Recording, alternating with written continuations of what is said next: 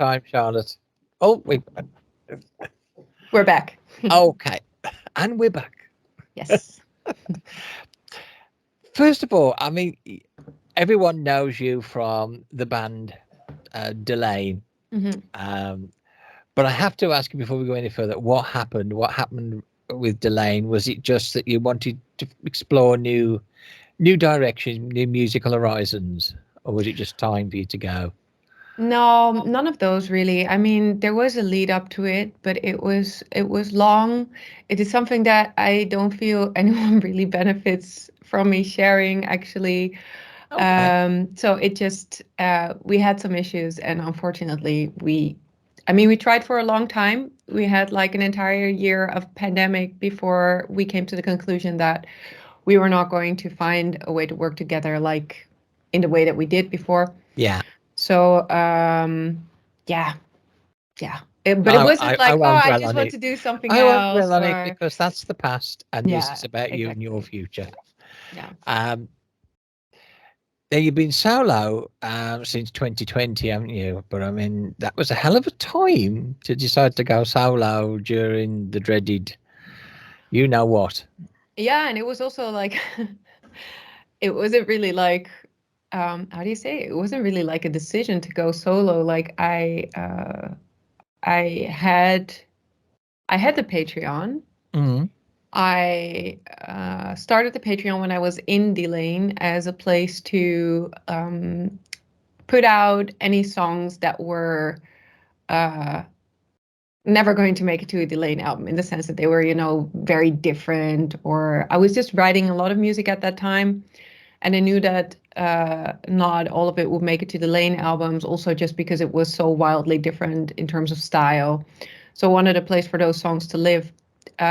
So that's kind of why I started the Patreon also, because it was something that I thought I could do really well next to Delane, because it was very clear to me, like, Delane was my priority. So I wasn't going to start like a side project with the band, because I would just hold those people back. So I really wanted to do something that I could do on my own, because I had my priorities Absolutely. elsewhere.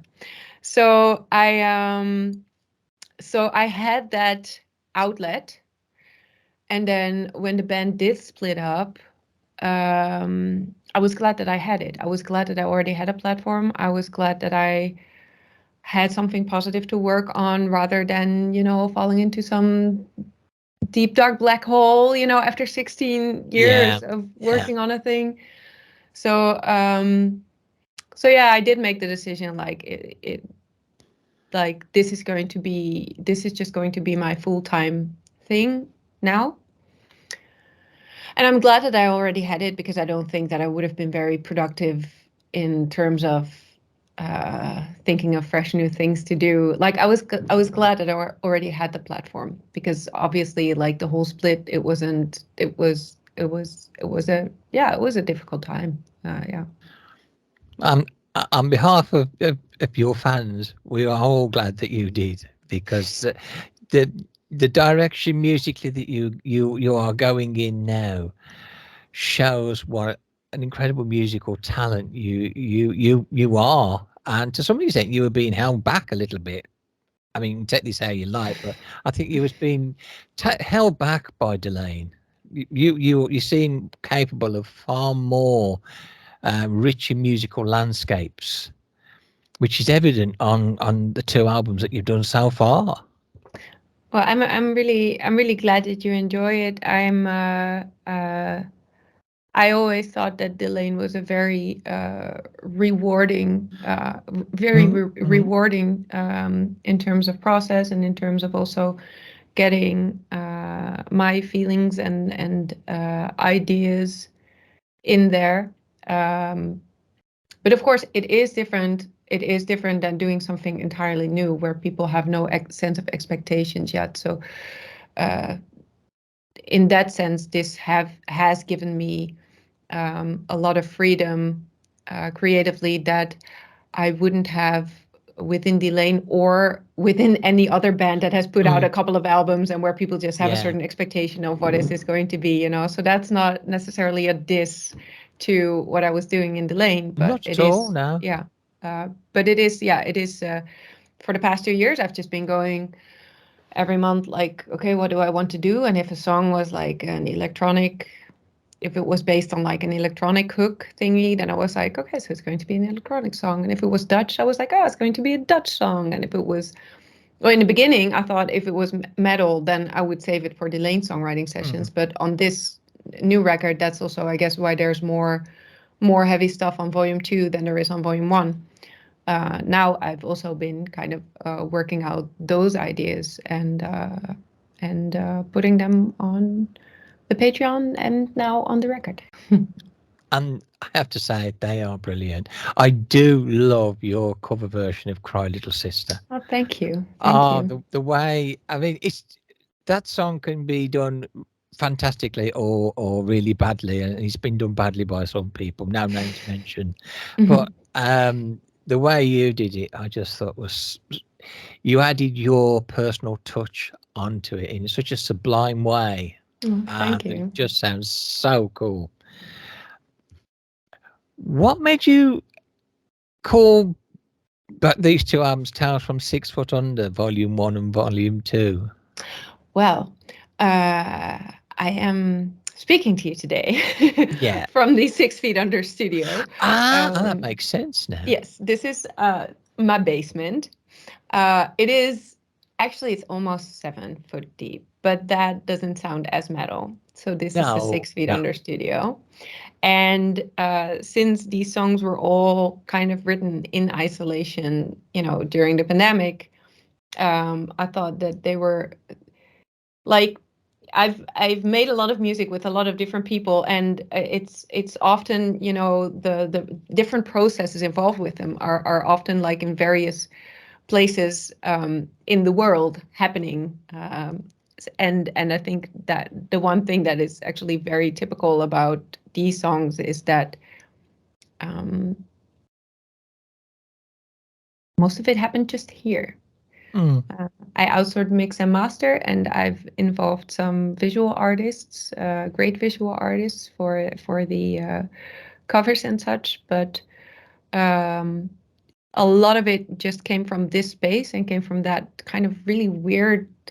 Like it was a weird time for everyone, but also for me, it was a weird time. Like it was a pandemic, and I closed a chapter of 16 years. And even if I wanted to collaborate with people on the album, like for the first one, I couldn't. I had to do it alone. So yeah, that's the Tales from 6 Feet Under, Volume 1 and 2. This became number 2 because I feel like it still comes from kind of the same chapter, in the sense that on October the 23rd, I'll be hitting the stage for the first time. And that for me feels like the official coming out of the basement.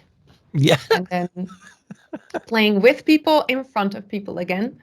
So anything that happens before that is officially a tale from 6 Feet Under. And after that, we'll see how the process changes. Now that collaboration and performance is possible again, and hopefully will remain. Oh, yes. You just mentioned live dates. So, I mean, what live dates have you got lined up? I've got one. No, one I've got of many. Now, come on. Well, it is hopefully the start of something, but I've given myself permission to not book them yet until this one, because I think also will give us a clear idea of how are we going to do it production-wise, what will we do on upcoming show, what won't we do on upcoming shows. Like, it will just give us, that first show will give you an idea of what it is to perform this music, and and then where you want to go with it. So the one that we do have lined up is going to be a very special one. It's on October 23rd at Tivoli Vredenburg in Utrecht, which is right around the corner for me, at least. And and it's going to be on the same stage that I played my last full show pre-pandemic. That's going to be intense. I know. we had a little kind of, I could test the waters a while back when we recorded the video for Against All Odds. I did that with Timo Somers, who's also performing me on stage with Otto and Joey, and Sophia is the new girl on keys. But we shot the video there on a Monday morning with the cleaning crew, sweeping the floors in front of us. It was like this moment of like anticipation and like it's gonna happen and it's going to be here again. It's going to be very symbolic, I think. Fantastic. What would, correct me if I'm wrong, but particularly on some of the new songs, there's an element of Goldfrapp coming through. Is that something that's you look surprised? I haven't heard that one before. I did have. It's a long time since I listened to Goldfrapp. I do know that I had one of their albums, but I couldn't even tell you what the name of the album was.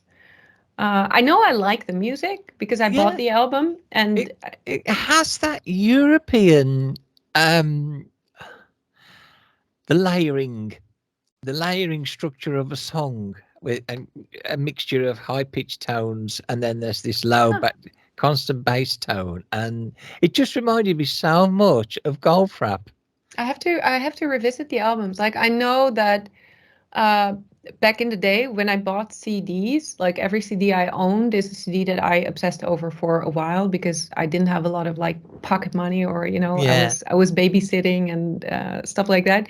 So every CD that I had was like a treasure. But now that you mention it, I'm like, could I hum a song right now? And I'm not sure, but I do know that I owned it and I listened to it a lot back then, probably. So who knows? Maybe there's a little bit of influence somewhere in the back of my mind. We're always influenced by something. But talking of influences, what would you say your influences are? I am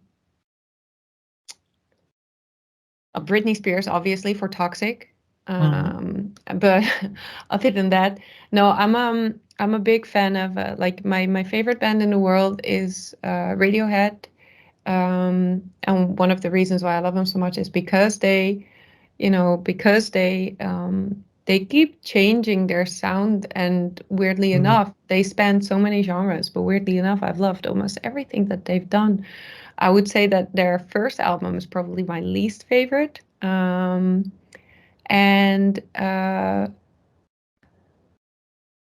But is that a direct influence on this music? I do think that that's a part of the reason why I like electronic music so much, and why I also think that it's not weird to mix electronic music and heavier music.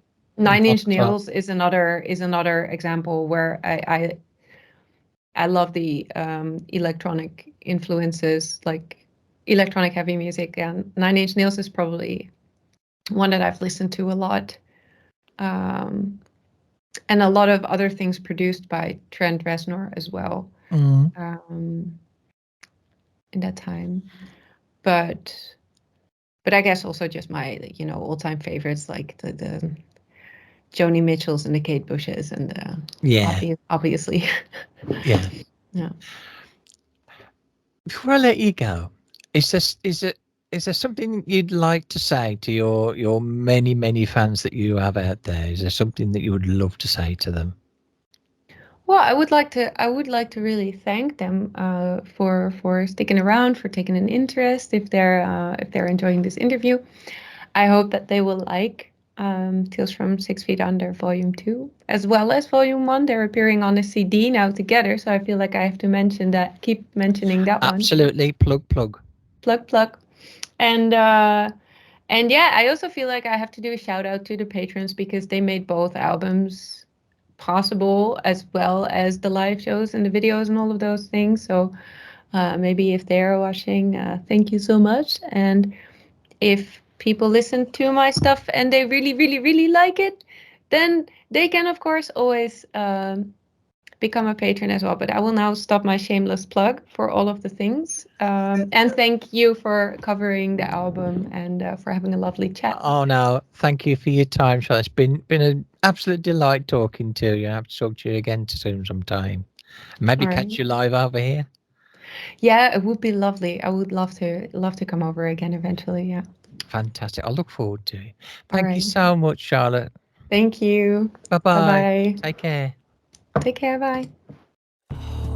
Just a day, just another day of everything remaining absolutely the same. And I'm sick of it, I'm so sick of it. Contamination in my body, in my brains, in my veins. Ain't it strange how the rapist walks free? All a woman fights for autonomy. We need no apology, we need a new policy. We need some humanity, finally. Who's gonna be your new obsession? Gotta build them up to tear them down. Just wonder when you crave perfection. Is this infection? Is this infection? Toxic. Toxic.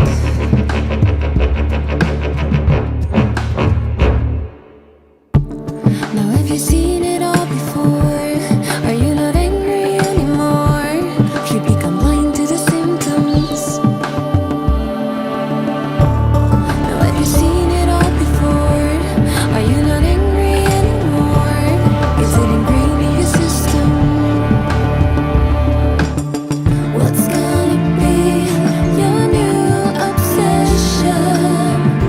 And it's gonna have to pay this time. At whose expense come your successes? This is infection. This is infection. Toxic. Toxic.